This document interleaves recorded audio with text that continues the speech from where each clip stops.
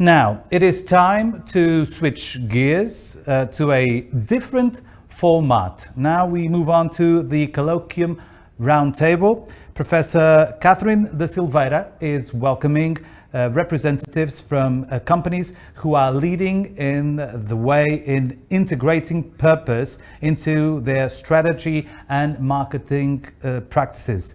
I now welcome Professor Catarina. Thank you very much, Rodrigo. So welcome to the roundtable, and I'm indeed very happy to welcome today our guests from very interesting companies who are actually who have been implementing some purpose-driven strategy very recently. So I would like to, before introducing our guest, I would like to tell you a little bit more about the organization of this session, of this roundtable. So first we will start by discussing the challenges and opportunities of implementing a purpose-driven strategy. And then we will go for questions from the audience. So if you want to ask questions, please send your question to the colloquium platform.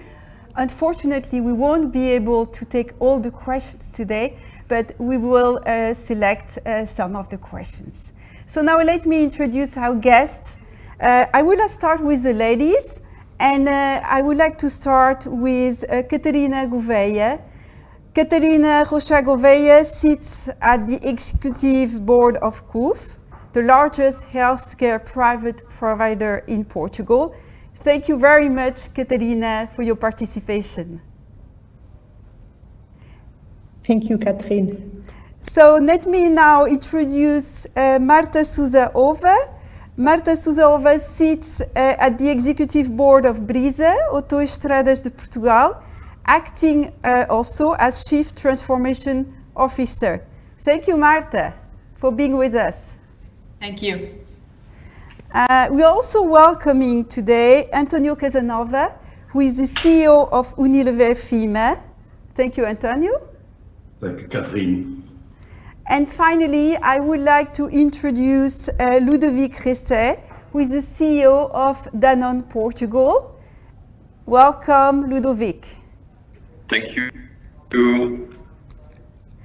Okay, so let's start the debate, and I would like to ask each of you to present your view on the challenges and opportunities of implementing a purpose-driven strategy into the organization or into the company. And I would like to start with consumer goods sectors. So António Casanova, would you like to address this question for you? Thank you, and let me start by thanking the foundation and Nova for the invitation in a topic that it's actually to us quite central to the way we do business, and it's been something that at Unilever we've been working on for more than a decade now, and which really drives the way we do business. Probably I would like to leave with you 3 or 4 main ideas. The first is there is still quite a good deal of difference between say and do. There's quite a few challenges still ahead for a sustainable business. We know from most of our research and most of the interactions we have with the consumers that they buy products with price as a main driver, and that is always the case. It's even more the case now, where we expect the mother of all recessions to be coming along. And although people are very interested and vocal about the idea of going sustainable, truth is when you put sustainable on the list of attributes that drive purchase, hardly ever it comes on top, and depending on the categories and depending on the economic circumstances, price usually leads that sort of lists. So you've got this paradox where people believe sustainability is the future. On the other hand, when you ask them about their consumption intentions, they usually drive price as the top one. And in that sense, consumers want companies and brands to be socially responsible, but they feel they should not pay more for it. So there is this dichotomy on, yes, we want to buy green or we want to buy sustainable because it's not only green, but we want that to be a sine qua non of the products on offer, which is easier said than done. The second thing, of course, is that we understand companies have a huge role to play. And there are a few very important ideas. The first is that, in fact, we must think of capitalism not so much as a way to increase shareholder value, but as a machine of innovation. It's the great thing about the system is that the system can be geared to produce in a very efficient and a very efficacious way deliver the result that we want. And if throughout time, when capital was a scarce resource, this open market economy was mostly asked to produce return on capital, the fact is as capital nowadays in most parts of the world is very abundant, and sustainability or the earth or equality are viewed as primary drivers of the economy, then we should ask this gigantic innovation machine to deliver on those results and not only on the return on capital. So this idea of social value must be an idea that is added to the idea of shareholder value. And we should have as the driver of companies, not only their shareholders, but their consumers, their customers, their employees, their suppliers, the communities they are involved with. And we must ask the market economy, we must ask the market system, we must ask capitalism, which is the short name for this, to drive the world in this direction. And we did this. Truly, the big companies have the transformational role, because it's the big companies that are capable of making transnational agreements and transcontinental agreements much quicker than any other institutions. I mean, we don't have even today a law on reduction of plastics, but all the companies, all the big companies, and I'm talking about fast-moving consumer goods, the Danones, the Nestle, the Procter, Beiersdorf, ourselves, you name it, we've all, without any prompting from any institution, from any governmental institution, we've already declared our goals for plastic reduction for the next 3, 5, 10 years, which has far more ambitions than any target that any government could put on front of us. And it's this on plastics, it's this on salt, it's this on sugar, it's this on fat levels. You know, it's been big companies that have driven the world on this quest that we believe is right for the world and that the consumers demand from us. Third, as a company, the way we approach this is that we believe we are a purpose-led business. We believe and we strive that purpose is at the center of the way we do business. And to us, that means that, to me, that the company must have a purpose, but also that our brand must have a purpose. And that does not work if the people that work in this company do not have a purpose themselves. So it's impossible to have a company to have a purpose if the brands, which in that sense, the way we touch the society, don't have a purpose. And it's impossible to ask the brands to have a purpose if the people that work in the company every day don't have this idea of the world itself. So we are going for this drive, which is companies with purpose last, brands with purpose grow, and people with purpose thrive. And we want every single person in the company to have a purpose and to have it explicit to himself and preferably to others. In this sense, we've taken a few big commitments, and I'll just speak about the latest one we have, which is the positive beauty. So there's a positive beauty for our personal care brands, there's a future foods for our brands in foods, and the clean future for our brands in home care, which is detergents. And the last one we've announced, which is positive beauty, means many things, but one of the ones that it means is that we are going to take the world normal from all our products. So the thinking behind is, who are we really to say what is normal? You know, who are we really to say what is normal hair or normal skin? What is normal skin? Is it a teenage kid without acne? Is it normal, or is it normal for a teenage kid to have acne?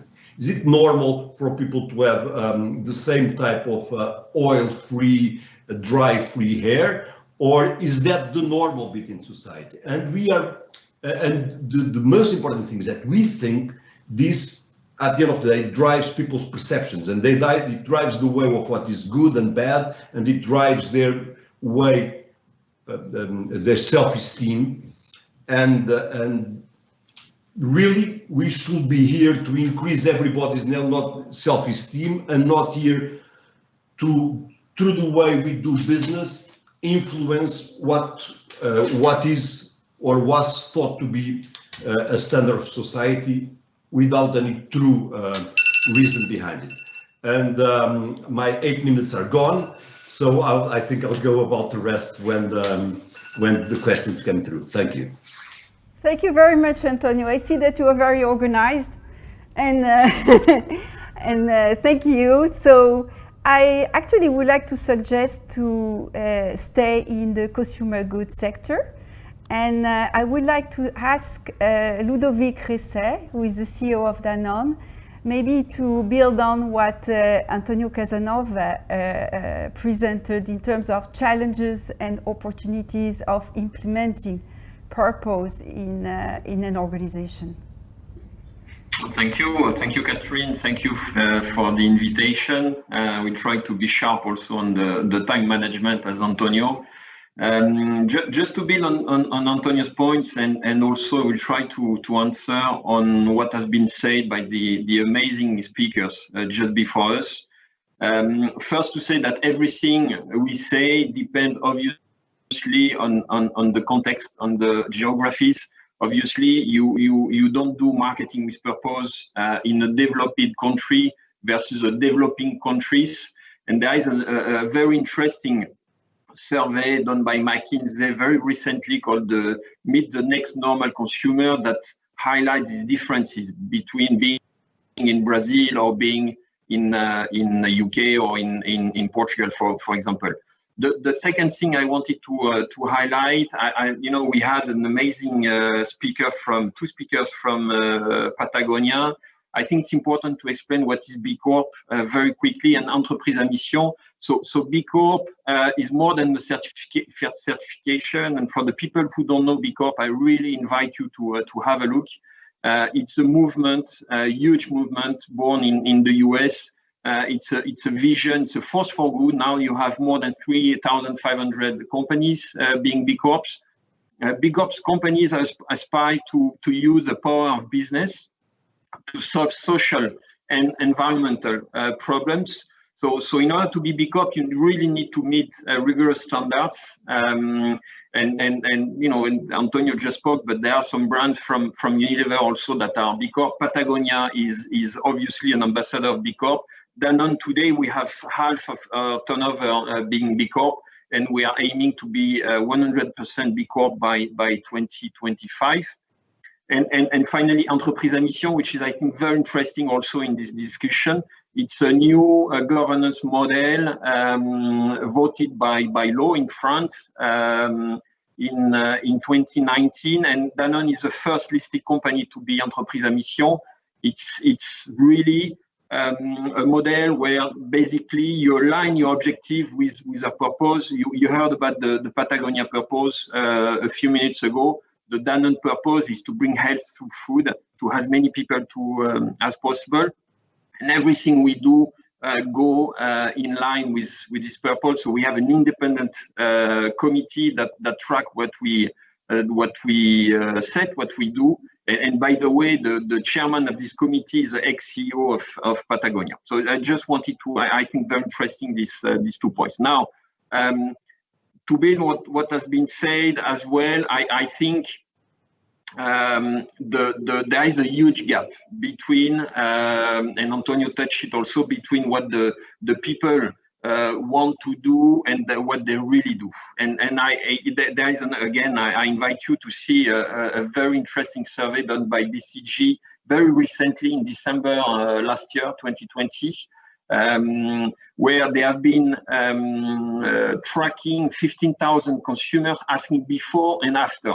And before, obviously, all the people, the citizens, want to save the world, and I think more than 52% of the people want to save the world. But then when you put them in front of a shelf, the behavior is completely different. And I take food, for example, where Danone is. The first one is flavor, is organoleptic factor. The second one is price, as Antonio said just before. The value goes to the 14th position. So you know, and linking what we have seen with Nicole Mead from York University just a few minutes before, I just loved her presentation. And when she said that people who pursue meanings go for cheaper products, which is quite very strong, you know, when you hear that. And she explained very well why people that pursue these meanings go for cheaper products, because they have a bigger objective, actually, and they are focused on alternative use for the money. So yes, most consumers around the world say they are value conscious and willing to pay more for sustainable products. The reality is different, and you know, I think as a company you really need to take into account this. We do have a responsibility. We need to, as Antonio said, we do a lot.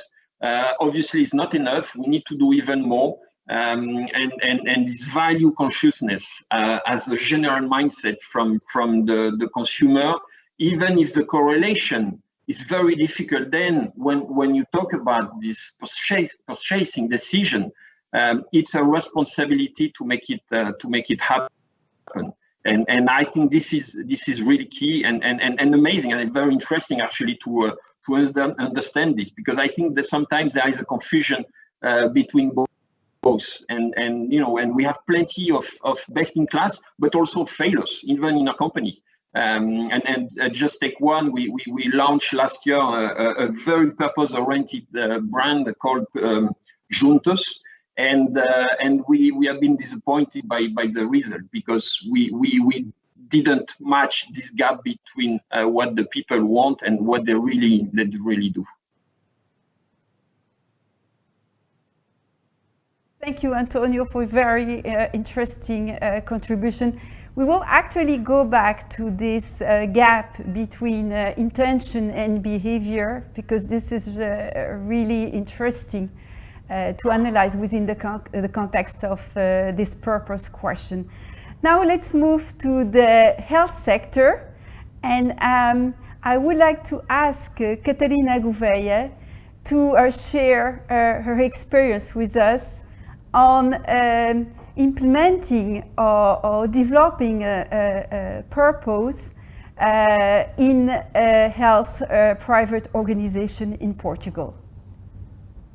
Thank you, Catherine, and good afternoon to you all. Let me first of all thank Fundação Amélia de Mello and Nova SBE for the invitation. It's a pleasure, a real pleasure to be here with you today. And before sharing my experience, let me just give a very brief context about the healthcare sector in Portugal, namely for the benefit of our international participants.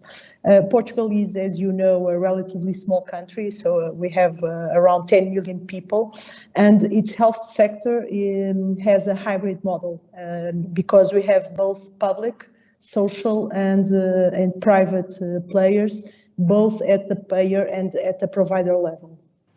CUF is the leading provider, the private provider of health in Portugal, and also the top-of-mind brand in healthcare. We serve around 1 million customers each year through a network of 18 hospitals and clinics, besides our home care unit and our digital care unit.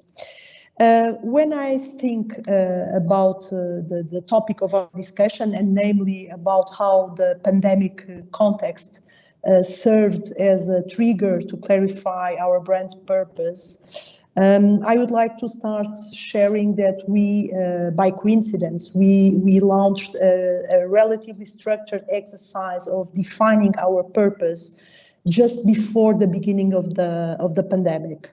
We, as a company in health, we have more than 75 years of experience, and being part of the José de Melo Group, which is one of the largest economic groups in Portugal, as you might know, CUF has already had a very strong culture on one hand, and also a very strong set of values.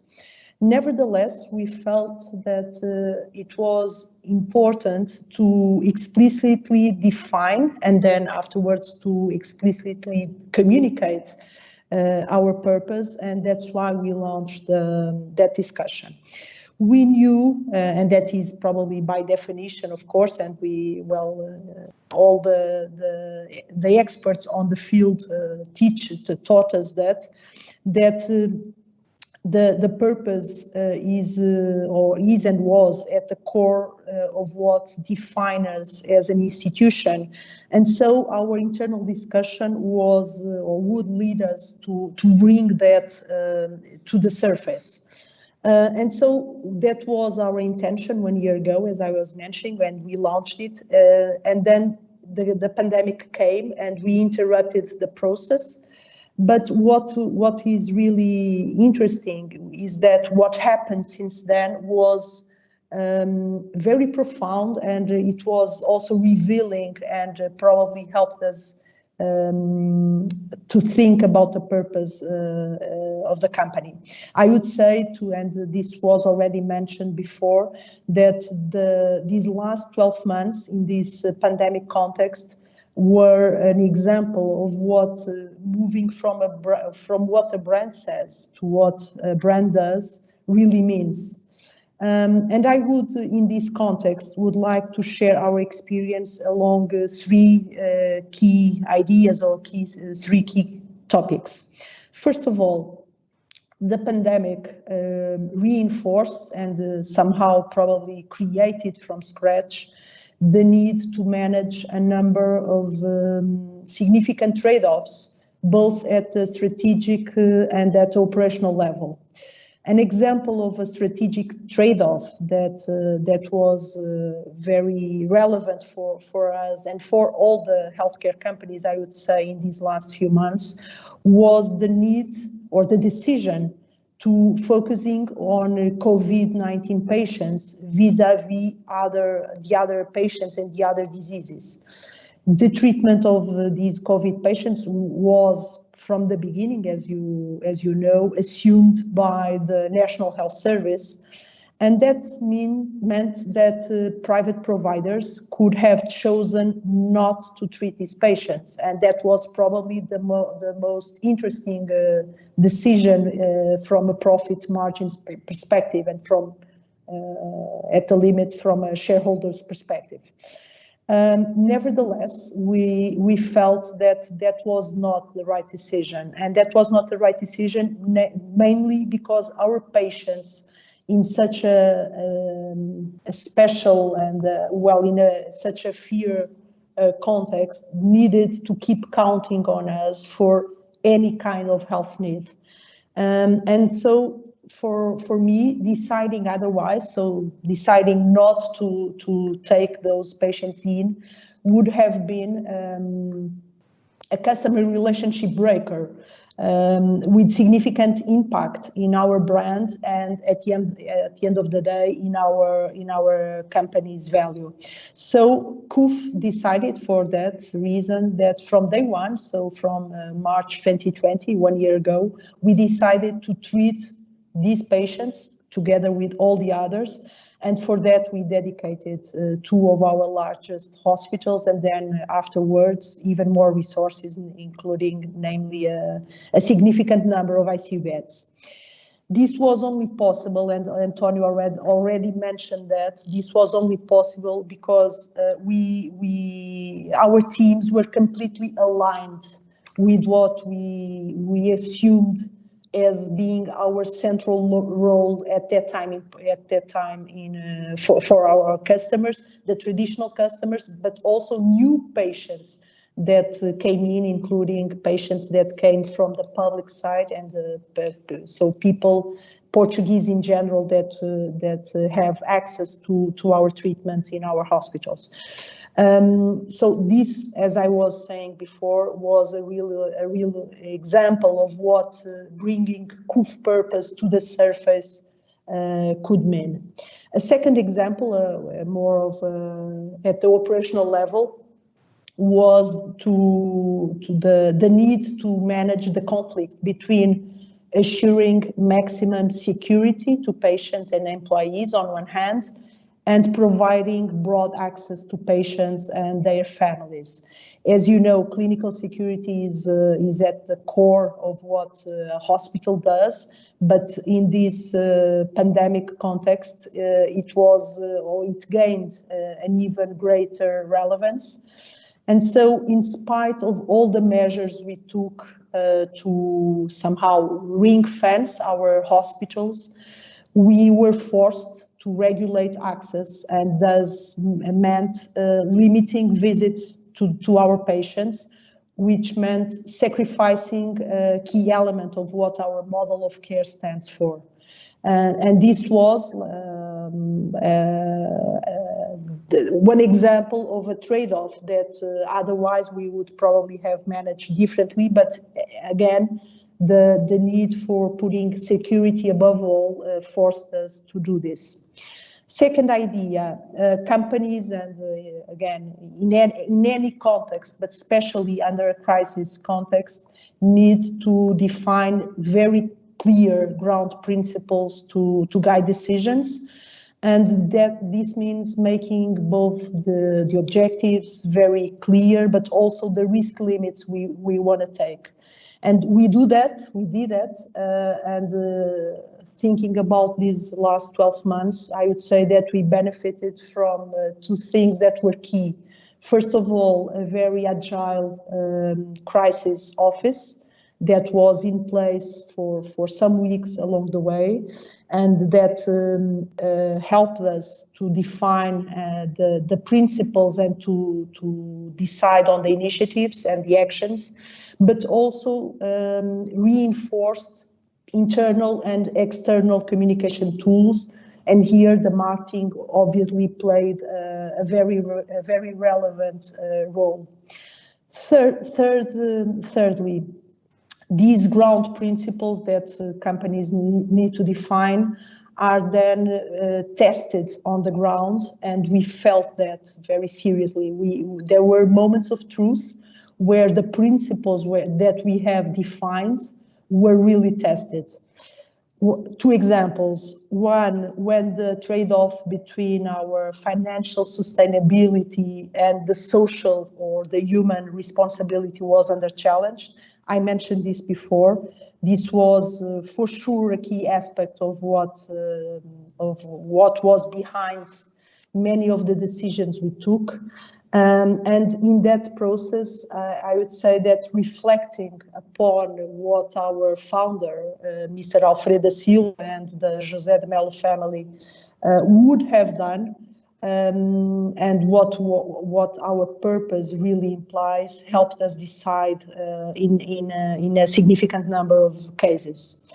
A second example, a more recent one, when we're at the peak of the 3rd wave in Portugal, so in the beginning of the year, when the health system capacity was reaching its limits, we needed to decide on what level of clinical risk we should take. That means we needed to foresee scenarios where we might need to decide on accepting all patients and running the risk of entering into a medicine of war scenario, vis-a-vis limiting the number of patients we take to provide them the optimal level of care. Again, for CUF and for any other health institution that was on the verge of those limits, having in mind the purpose of the respective institution was probably the best way to prepare for this moment of truth. Two last comments. I have been talking a lot about the challenges, but I would also say that we went through this process with the vision that this has also very significant opportunities. First, and during the session, and various people already talked and discussed this topic, I would say, and I really believe that a genuine purpose helps customers to make choices.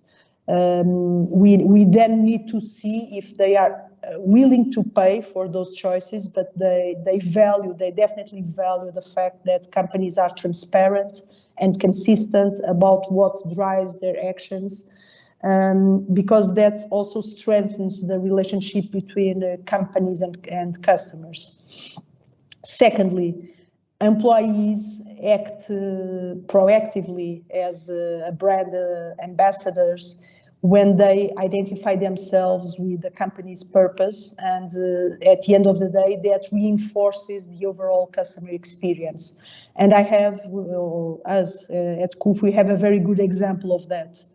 Immediately after the first confinement in the country, we launched a TV commercial and a digital overall campaign where we use real doctors instead of actors to do the commercial.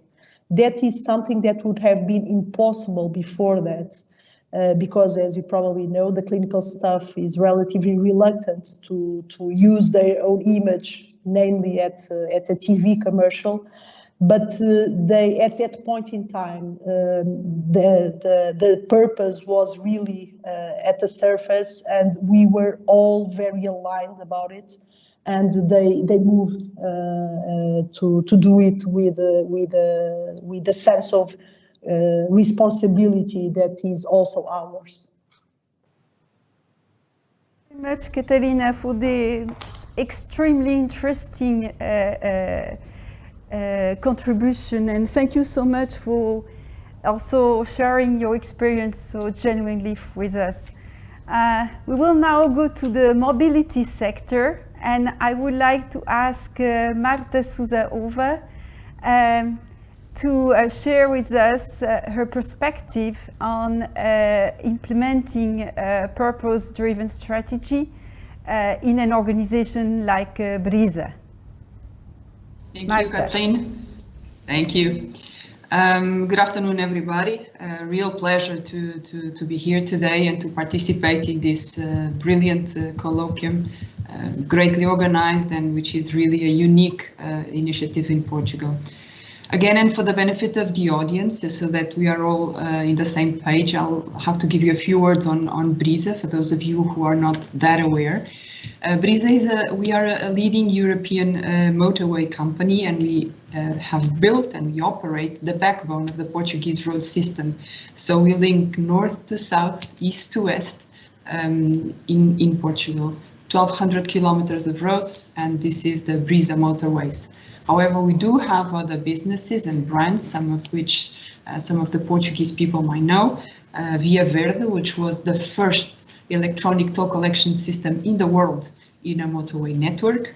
And we also operate Control Auto for car inspections, Colibri, which is the food and beverages business in the highway ecosystem, and A2B, an infratech company which operates both in Portugal and in the US. We have in BRISA a very strong commitment to ESG, to environment.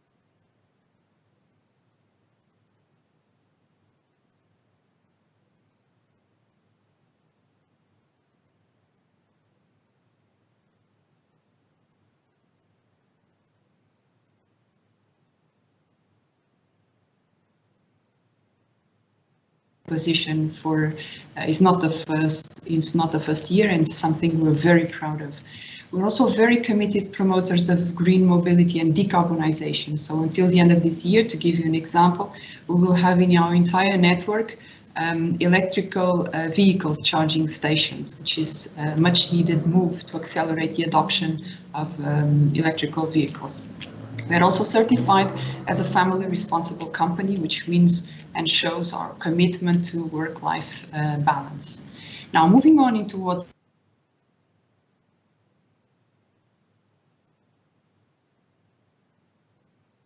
different dimension of this purpose-driven marketing, which is internal marketing strategy, and more specifically, how this concept of marketing is being applied and supports the employer brand, so the BRISA or any other company for that matter, brand. Brand here is the employer, of course, and consumers are both the current and the future employees. And so for an employer brand, what is the context in which we're operating? Well, first and foremost, we are living and we continue to live a true war for talent. This has been true in the past years, and therefore talent has always been a scarce resource, but it's even more now when we're recognizing that we're operating in a global market with global competition, amplified in the past year, but the fact that location is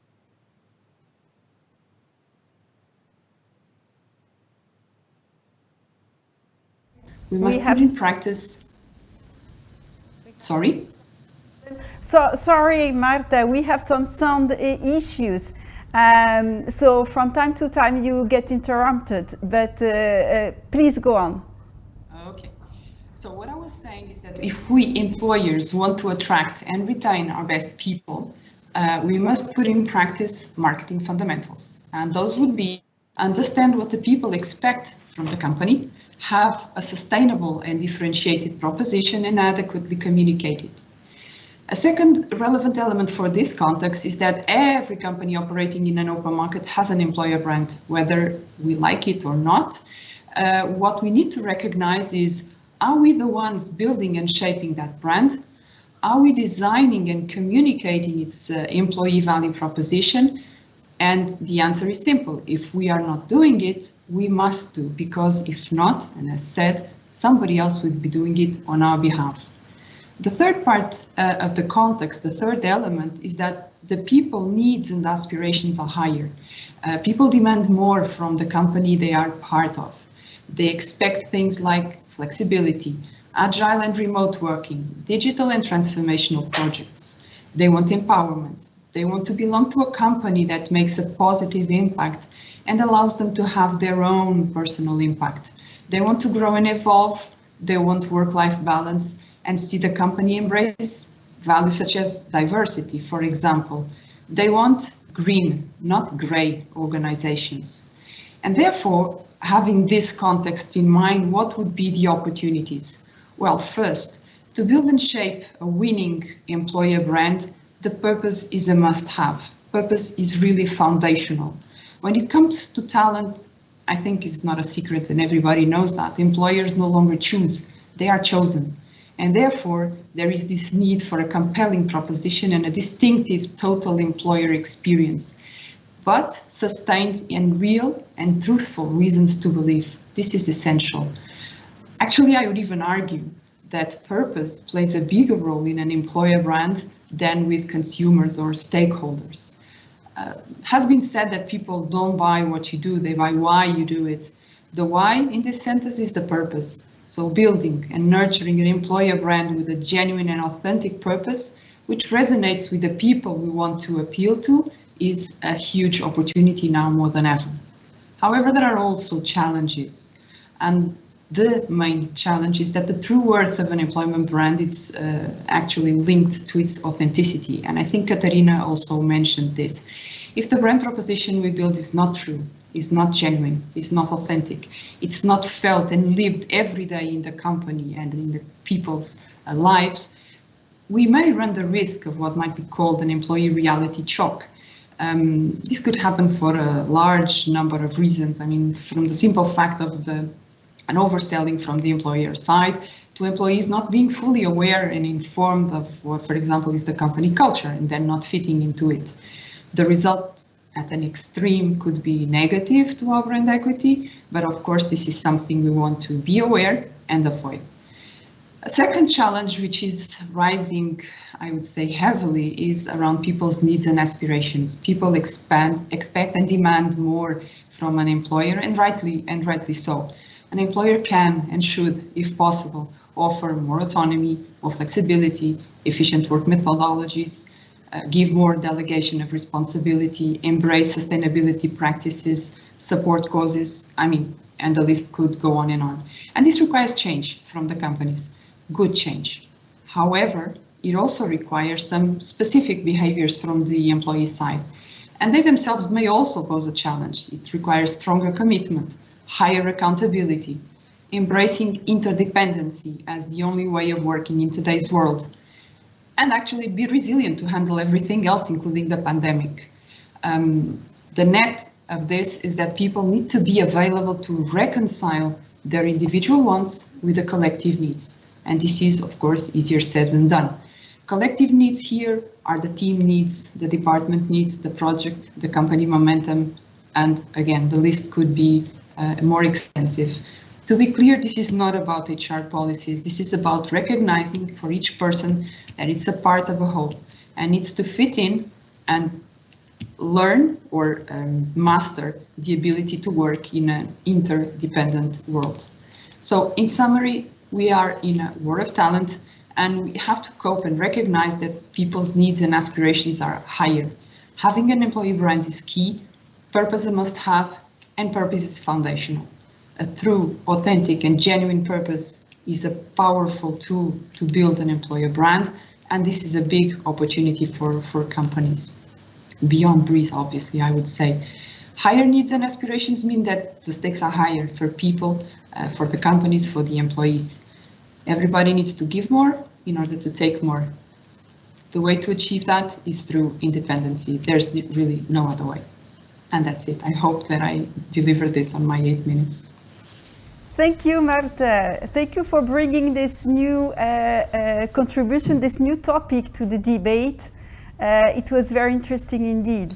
So now I would like to dig a little bit more in some of the topics that were just discussed by our guest.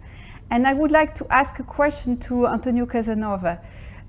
Building on your very interesting presentation, what do companies need to implement a purpose-driven marketing strategy? Well, I think the way we've been doing it, at least, and it changed recently, because even last week there was a new approach to this purpose world. Is to the consumers. I mean, at the end of the day, we impact the world to the way we impact our consumers, especially in the fast-moving consumer goods company, where we reach, I think every day, we reach 2 billion consumers every day. So 2 billion persons every day use one of our products. Thus, the way for the world to change, especially through the way the consumers go about using our products. And if we, for a long time, we've already knew why consumers use it. I mean, we knew what consumers wanted, but now we are moving forth, not so much to the what do they want, but to why do they want it. And this idea of getting real is what's moving us. It's okay. It's not so much people want to wash themselves or to use a beauty product, but why do they want it? What is it behind it? Because they want to feel beautiful. But yes, but why do people want to feel beautiful? Is that important? People want to feel beautiful because we know that people who have high self-esteem achieve more than people who don't have self-esteem or have lower self-esteem. And if we achieve that big chunks of the population, especially of underprivileged population, increase their own esteem, then we'll have a much bigger impact in the world. For instance, there's a brand I'm sure you all know, which is Dove. And Dove sets about increasing the self-esteem, basically of women. Okay, and the logic in that is that there's only when asked, only 4% of the women feel beautiful. Okay, if you ask a population, do you feel beautiful? Only 4 in 100 say yes. Now we know that the percentage that feels beautiful is highly correlated to the percentage of people who achieve better things. Okay, who achieve more. So if you've got a higher percentage of the population at ease with their physical appearance, then you could argue that that percentage, those people will achieve more than if they are not at ease with their physical appearance. Okay, so Dove is on this drive to unassume, unstereotype, unbias. Unassume in the sense that there is not only one way of feeling beautiful. There is like 1,000 beautiful stereotypes. Okay, so feeling good is not the same thing across the world, and it's not even been the same across time. The prototype of beauty or the stereotype of beauty in the 16th century, 17th century, 19th century was very different from the stereotype of beautiful that you have today. It's not a completely set concept. So, one, there's this idea of getting real, getting to know your consumers. Second, there's this idea of doing good. I mean, brands must have and be seen to have a positive impact on society, but more than we are used to seeing these days. That impact must be unifying, not divisive.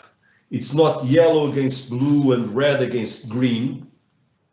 Is a single concept of unifying the society in a given direction. It's not these lives matter and the other ones don't. It's not this there and not the other. It's not this gender, not the other gender. It's there must be a common purpose that unifies society and moves it forth. Okay, and that purpose can be one of many. Can be, for instance, in the case of some of our brands, positive beauty. It can be the future of food in the sense of achieving healthier nutrition with less impact on the planet. 1/3 of the food produced is thrown away. That's a well-known fact. So you can actually achieve much bigger production. Sorry, you can achieve the same calorie intake on the population with much less impact. So, but whatever you do things that unite the world. Don't do things that put part of the world against the other part of the world. Okay, put things that bring the world together in a given direction. So to us, it's very clear. There must be no conflict between sustainability and business impact. There must be no conflict between what we want for the world and success we want for our businesses. Our businesses will be more successful if we manage to do it, bringing the world forth. Easier said than done, but it's the only way to go. So in all our actions, we must center always on this unequivocal thought: the world will be a better place because we will exist.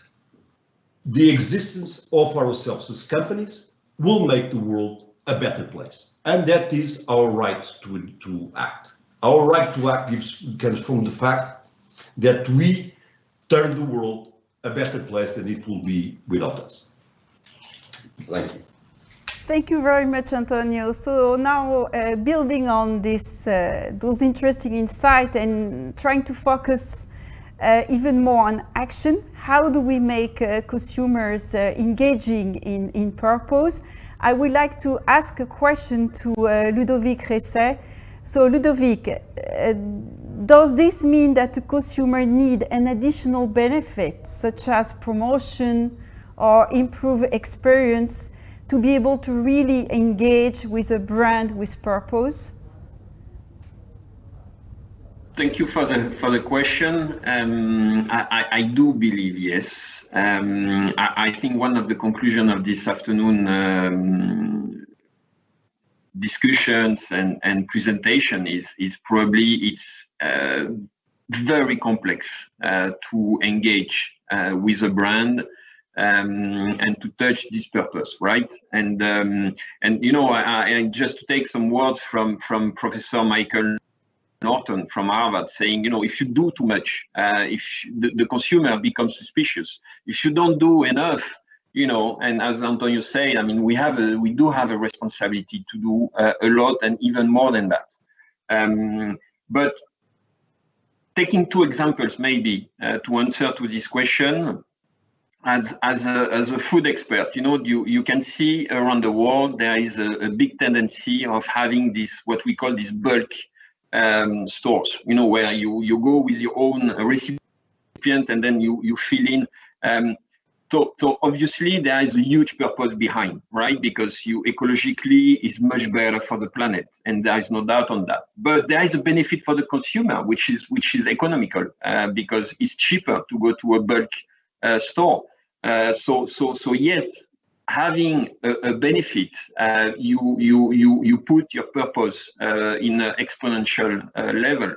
Another example that I want to share, not as an expert, more as a consumer. I did receive very recently an electrical car, and you know, we see this electrical car booming, a big commitment from a lot of brands. But then when you are the user of an electrical car, the experience is just amazing. I mean, the comfort and the power of the machine. I mean, it's also a huge benefit for the user, for the consumer. So yes, you know, we can call it price, we can call it, you know, promotion, this economical advantage for the consumer, or the experience like the electrical car. I do believe that you need both. Otherwise, you may not explore to the maximum of this engagement, this purpose you are giving to your brand. We also have a very interesting question to Catarina Gouveia. Basically from your talk, we can understand that the organization purpose has been part of the organization identity since ever, but it was not specifically highlighted, right? So do you agree with this conclusion, and what are the implications for other organizations that might be reflecting about developing their own purpose today? Yes, Katrina, I would say I completely agree with that. And let me go back to the opening of our first hospital. The KUF hospital, the first one, opened in June 1945. So immediately after the end of the Second World War. And it was Alfredo da Silva, the founder of KUF Group, that decided to build that hospital. And his objective at that time was only to provide quality healthcare to the employees of KUF Group. One should remember that at that time in Portugal, there was no NHS, no private insurance plan. So this was really a huge social benefit for the people. And as such, you can understand that the rationale behind that decision was not a business rationale, but rather a strong sense of social or corporate responsibility. 76 years after the opening of this first hospital, KUF continues to be the leading for-profit provider in Portugal. And I would say that the legacy of our founder and the vision of our founder and his family, the José de Mel family, is still completely embedded in our culture and in our values.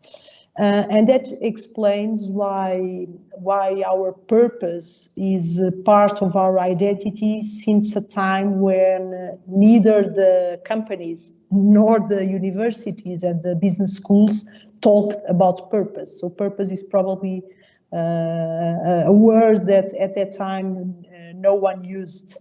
So when I think about the implications for other companies that might think to go through the through a process to define their own purpose, and running the risk of repeating some of the elements that Marta mentioned.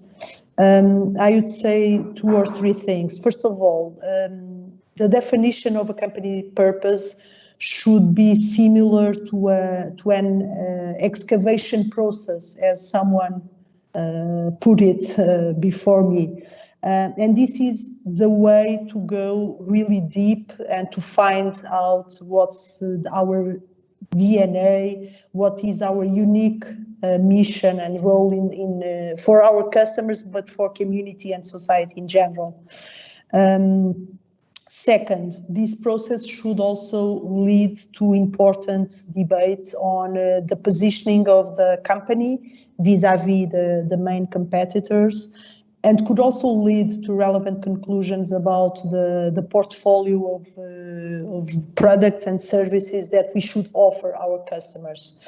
Still, one needs to understand that while those strategy and those portfolios might evolve over time, and I would say that it's really important that they evolve over time, the element of the purpose is a much more permanent one. And that is the only way, or understanding that it's the only way to be to have a genuine purpose that would be recognized as consistent and transparent for all our stakeholders. And so, to end what I would like to say, I would say that this element of authenticity and of contribution to society is really critical, and is probably the foundation for a brand to be successful in the market for the years to come. So, and as a conclusion, the marketing function should then promote the need for companies to understand and discover what their purpose is, and then should definitely align all the elements, all the marketing elements with that purpose in order to reinforce the legitimacy of our brands. Thank you very much, Catarina. This is really interesting.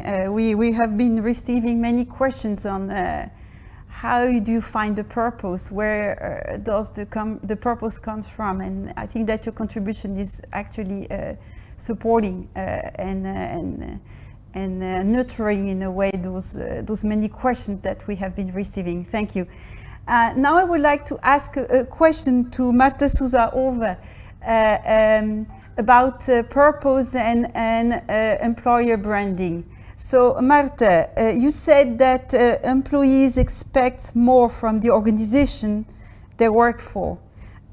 Would that mean that the company is potentially less appealing for candidates if it does not have a relevant brand purpose? Well, thank you for the question. And I would say there are 2 ways of approaching that theme. One is the following. I mean, if we look into what is already studied and written about this, there are many studies confirming that an attractive culture is one of the key factors, and at times the number 1 factor to attract talent. Okay, so culture is number 1 factor to attract talent. Now, culture in itself is a combination of many things. Okay, let's think of it. If culture, the total culture of a company was a carpet, okay, purpose would be the canvas on which the carpet is built. So purpose is the foundation, and then we build more things. We build the principles, we build the values, we put the people, we blend it together, and that will be the organization culture as a whole. So that is culture, and culturally definitely plays a role in attracting the talent. Culture, more than what is written or discovered, as Catarina was rightly pointing, and then which inevitably will end up being written, communicated, and everything.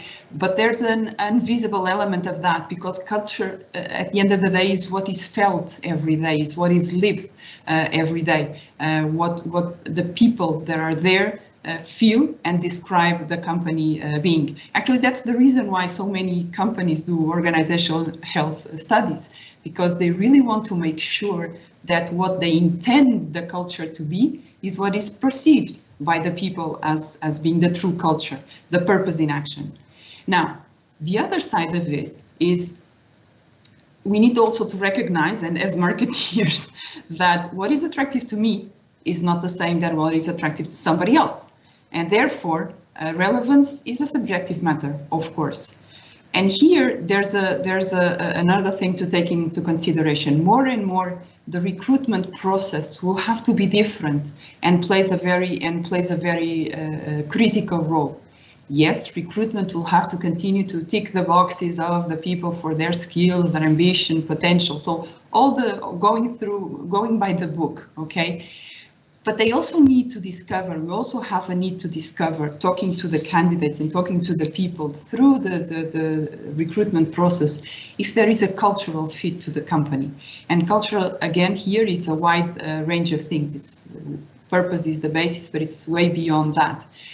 And therefore, there are these two elements. So yes, culture is very relevant, but the right culture for me is not the right culture for you. So me as an individual, when I join a new company, when I decide in which group I'm going to belong, I need to understand if that has a good fit for me. As an employer, I would say, I maybe prefer to lose a good candidate that will not fit into the company than to have a dissatisfied employee because there was an expectation mismatch. So yes, the culture is key, but yes, we need to understand what are the people's needs, aspirations, and fit so that we can attract the right people to work in the company, hopefully the longest time possible, knowing that this frame of time will be shorter and shorter as the work market and the new generations evolve. Very much, Marta. So now I would invite our guests to get to the second part of this session, a Q&A. So we are happy to take some questions from the audience. Actually, we have already received some very interesting questions. We could divide them basically into groups. We have a lot of questions on purpose enactment, how to implement, how to measure the purpose. And then we have other questions also on the pandemic, how to manage and basically implement a purpose in an organization during the time of a pandemic. So we will start with the first group of questions. And I would like to, we actually received quite a lot of questions on how to measure purpose and which kind of measured do organization use. So we have a question, for instance, from Sophia. What would be some metrics that companies can use to measure the impact of their purpose on society? So let's ask this question to Antonio. So for instance, at Unilever, what kind of research do you conduct to measure the outcome of your purpose-driven strategies compared to traditional strategies, let's say? So there's quite a couple, but let me probably take you through the 2 or 3 more important. First, as a company itself, we keep on following the main purpose indexes, and of course, purpose is very linked to what we've declared as a company that we want to follow. For us, a main objective is the sustainable living plan. So the fact that we can do, how shall I put this, that we can improve and increase the size of our business without at the same time decreasing our footprint on the planet. Okay, so this thing that you, as a company, you can grow and decrease the footprint. One of the ways of going about it is defining, I think in our case, like 10 KPIs that we keep on following. But also the other way of going about it is to try and understand if, according to the people that work with us, we are a company which is concerned with that. And main index there, of course, is the Dow Jones Sustainability Index, okay, which is an index that every year measures what company on the Dow Jones Stock Exchange gets better ranked by its peers and by outside opinion makers on how well it does. And so that for us is a crucial index. We've been top of it for a few years, but it's always something that we want to do because it's a recognition by our peers, and that does not come cheaply, you know, in the sense that you've got to keep on focusing a lot on an arena where many of the very best companies in the world are trying to do very well. So we want to be there with the best. Winning is great, but being there with the best is in itself an objective. The second is we measure brand equity of our main brands, and we measure brand equity of our main brands linked to their purpose. So how much recognition do consumers of our main brand have of the purpose of that brand?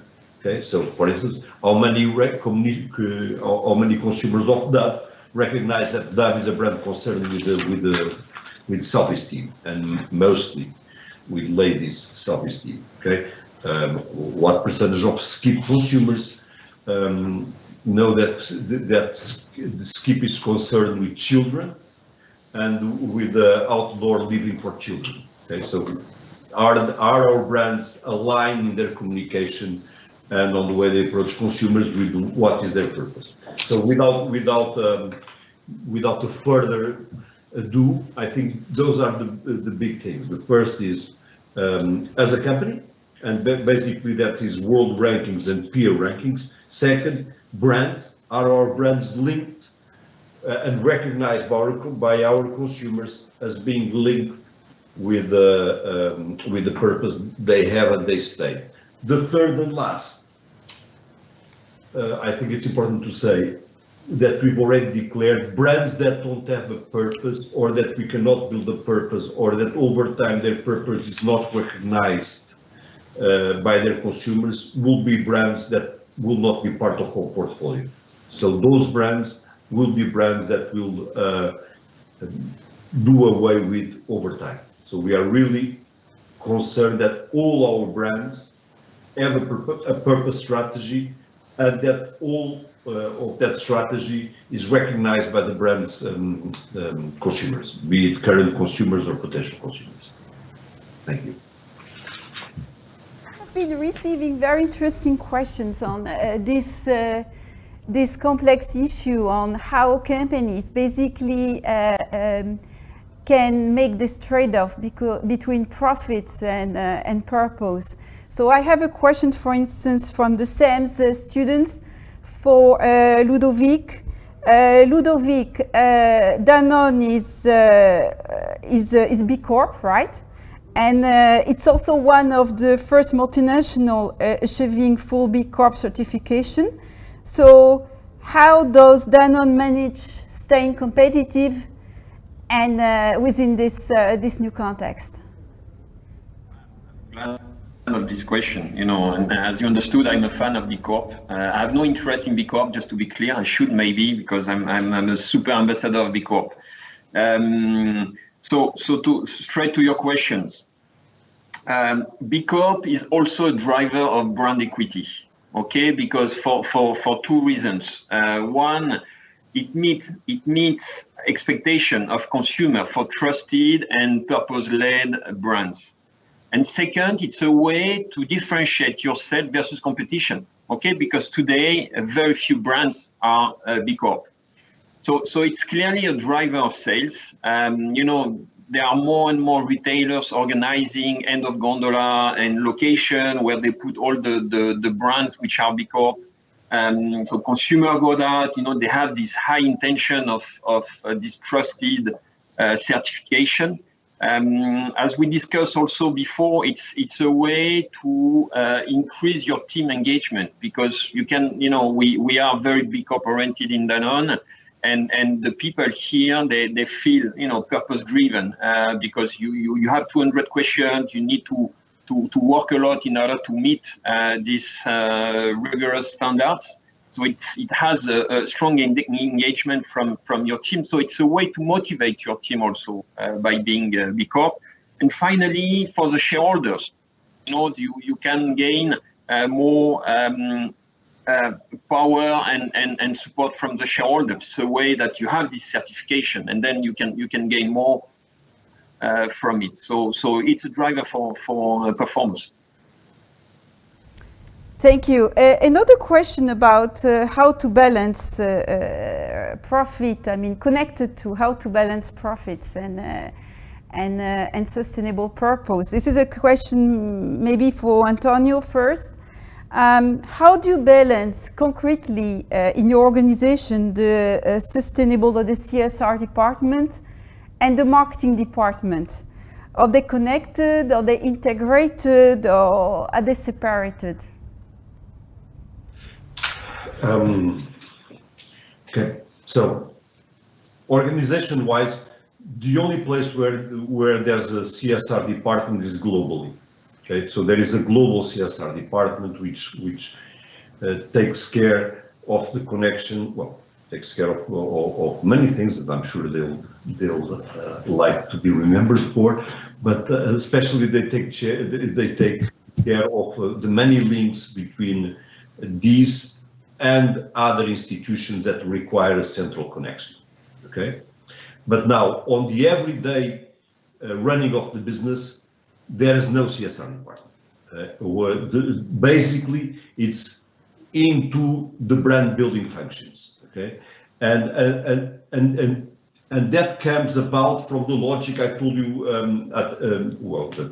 that I was given a chance to explain at the beginning, which is the logic that this only works if everybody knows what we are driving for. So this only works if our brand managers understand that purpose is central to their brand and central to their company. This only works if everybody's got to implement a campaign, a brand, a new way of going about business, understands how crucial purpose is to us. Okay, and it does not work if some people work on business and business success and business continuity, and another set works on sustainability. If you do it like that, it never works. It only works if the person who's concerned about business success is the person who's worried about sustainability or purpose of sorts. But whatever, it's the approach that a given brand takes. Okay, so to cut a long story short, they are completely together, with the exception of a very small CSR team in the center. So CSR standing for Corporate Sustainable Responsibility, which basically is concerned with the link of Unilever with other institutions that have the same worry, concern, way of looking at the world. Thank you. Oops. We will come back afterwards to other questions on purpose implementation. I just would like now to take some questions about the pandemics and managing brands and organization during a pandemic. So I have a question for Catarina Gouveia. What changed in patients' expectations towards private hospitals during the pandemic? Well, I'm not sure if the pandemic brought us new things, but it did for sure accelerated some trends, and in that sense, it probably changed a few patient expectations.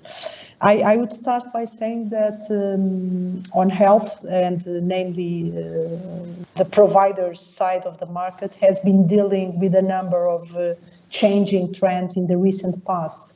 Namely, and just to mention the more relevant, I would mention on one hand, we have more informed and more empowered customers, and that means that they have an increased capacity to choose their health provider, something that, again, in the past was not the case.